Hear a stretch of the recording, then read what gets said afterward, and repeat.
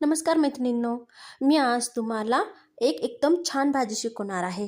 ती म्हणजे शेतात मिळते ती तांदूळ का कुंदरू. तांदूळ का वेगळी आणि कुंदरू वेगळी असते बरं का. आणि ती शेतातून अशी ताजी ताजी तोडून आणतात शेतकरी, किंवा आपल्याला मार्केटमध्येही मिळून जाते. त्याच्यासाठी आपल्याला लागणार आहे लसूण आणि लाल मिरचीचं वाटण. ते लाल मिरचीमध्ये जास्त छान लागते.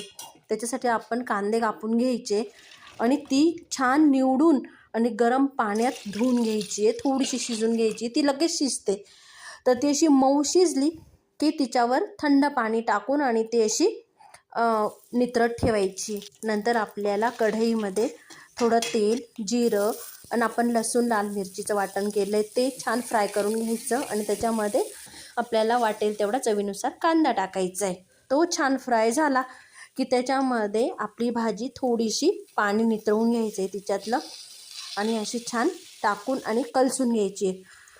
तर ती भाजी पालेभाज्यांमधलाच एक प्रकार आहे आणि तुम्ही नक्की ट्राय करा. नक्की तांदूळ का कुंदरू ही बऱ्याच शेतकऱ्यांना तर माहितीच आहे, पण बऱ्याच लोकांना माहीत नसते. आणि एकदम सोपी रेसिपी आहे त्याची आणि खूप छान लागते.